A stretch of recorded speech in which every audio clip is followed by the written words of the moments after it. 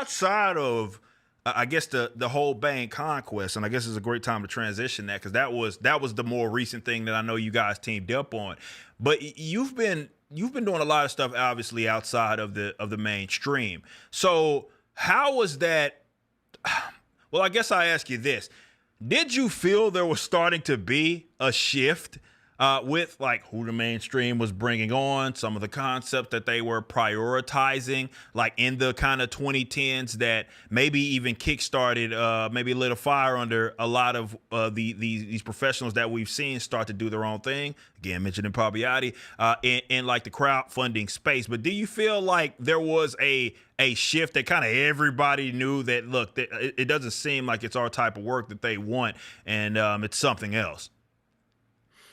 Yeah, it started before that. Okay. It started in the early 2000s, Okay. right after the bubble broke. Editors were leaving, sales were down, and we started to see the influx of these ideologues come in and into positions of power. And there was blacklisting going on, Mm. which only got worse as time went on, as they got more and more emboldened. And uh, there's a whole thing about shelf life in creative endeavors, and some of it is true, but a lot of it is bullshit. Because your shelf life can be determined by yourself, by Mm. you, Absolutely. and how relevant you keep yourself. Um, but the biggest change is the paradigm of being able to self-publish now, Mm. and reach the masses through social media and shows like this, which was not available back in the early Right, right, 2000s. So right. when you were getting blacklisted because of your politics, which by the way was never part of the work. It was only the stuff you talked about in the pubs, Yeah, so to yeah. speak. Uh, you really didn't have a lot of choices.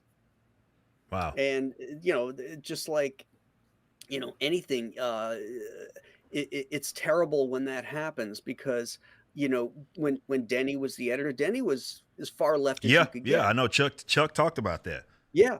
And yet Denny and me and Denny and Chuck, couldn't have had a better relationship, Yeah. because it was all about the story. It was all about telling a great story.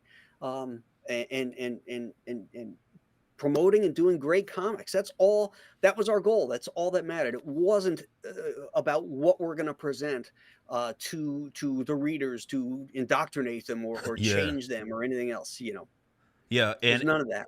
and that's a point that I've emphasized mainly again because Chuck's done a lot of work with us, and him and I have talked about this in great detail and how that was it's very blue collar, it was a very goal oriented, if you will, with what you guys were creating back in the gap, where yeah, you had people that were on different sides of the political spectrum, but largely people were leaving that at the door because it was about the story first and foremost.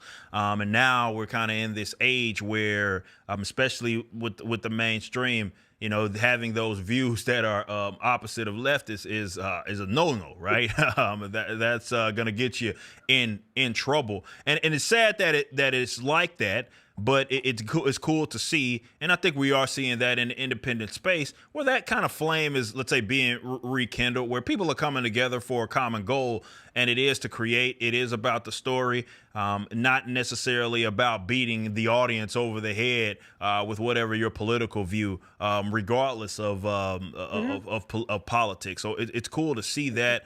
I've seen it a lot. I've seen it a lot in the independent space. Not so much the mainstream, but we've seen it a lot in the independent space.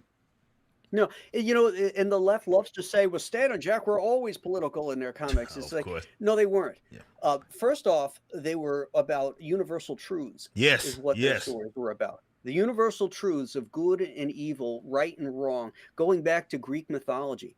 When they did do things that might be considered social, maybe having social relevance, such as creating the Black Panther in the Fantastic Four.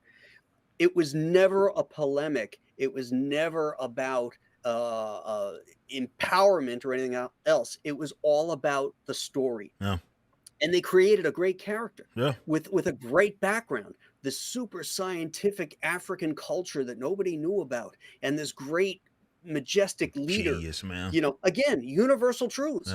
Yeah. And that's what made it so great. But now they have to tell you that this guy is terrible. This guy was a slave owner. This is a bad guy, and beat you over the head with that shit. Yeah. Just to prop up this lightweight character that they're pushing just because he's a character of color or he's a character of some type of gender, dysmorphia. Yeah. Call it what it is. Call it what it is. No, again, we've seen a lot of that. And it is unfortunate because obviously the storytelling is suffering the most because of these cheap sort of gimmicks that we are seeing. Thanks for watching. Be sure to head over to Rippaverse.com to check out our comic book company. We have books, plenty of merchandise, and even some glorious animations from Rippaverse Studios. Next up, possibly our most anticipated book thus far, Yaira.